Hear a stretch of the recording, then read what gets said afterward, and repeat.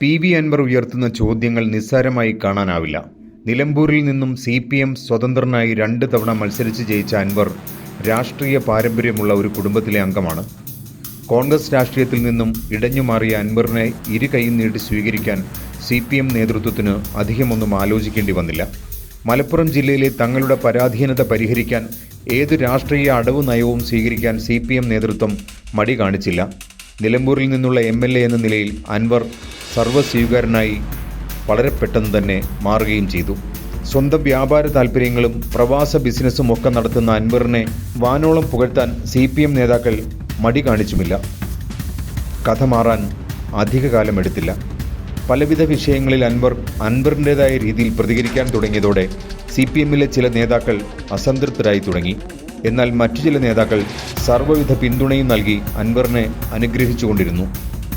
തൃശൂർ പൂരം കലക്കൽ, BJPയെയും സുരേഷ് ഗോപിയെയും വിജയിപ്പിക്കാൻ നടന്ന ശ്രമം, സ്വർണ്ണക്കടത്ത്, P. ശശിയുടെ നിലപാടുകൾ, MR അജിത് കുമാറിൻ്റെ വഴിവിട്ട നീക്കങ്ങൾ, ഇങ്ങനെ പലവിധ വിഷയങ്ങളിൽ അൻവർ ശക്തമായി പ്രതികരിക്കാൻ തുടങ്ങി. മുഖ്യമന്ത്രി പിണറായി വിജയനും CPM സെക്രട്ടറി MV ഗോവിന്ദനും രേഖാമൂലം അൻവർ പരാതികൾ നൽകി. ADGP MR അജിത് കുമാറിൻ്റെ സ്വത്ത് സമ്പാദനം, വഴിവിട്ട ഇടപെടൽ, ഇതൊക്കെ കൂടുതൽ മാധ്യമ ശ്രദ്ധയിലേക്കും പൊതുസമൂഹ മനസ്സിലേക്കും എത്തിച്ചത് അൻവറിൻ്റെ ഇടപെടലുകളാണ്. അതിനോട് പാർട്ടിയും മുഖ്യമന്ത്രിയും പ്രതികരിച്ചത് എങ്ങനെയെന്നും നാം കഴിഞ്ഞ ദിവസങ്ങളിൽ കണ്ടുകഴിഞ്ഞു. സൈബർ ലോകത്ത് പിണറായിയുടെ സൈനിക മേധാവിയായിരുന്നു ഒരു കാലത്ത് അൻവർ അവസാനമായി സെപ്റ്റംബർ 26 നടത്തിയ പത്രസമ്മേളനത്തോടെ CPM വരച്ച വരയ്ക്ക് പുറത്തേക്ക് കടക്കാൻ അദ്ദേഹം തീരുമാനിച്ചെന്ന് വ്യക്തമായി കഴിഞ്ഞു. പുറത്തേക്കുള്ള വഴി എന്നാണ് CPM ചൂണ്ടിക്കാണിച്ചു കൊടുക്കുക എന്ന കാര്യം മാത്രമേ ഇനി കാണേണ്ടതുള്ളൂ.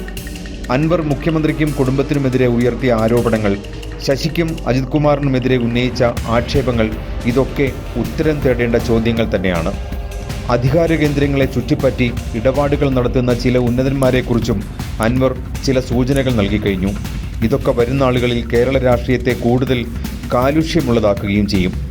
ഇങ്ങനെയുള്ള വിവാദങ്ങൾക്ക് കൃത്യമായ രാഷ്ട്രീയ നിലപാടുകൾ സ്വീകരിക്കുകയാണ് വേണ്ടത്.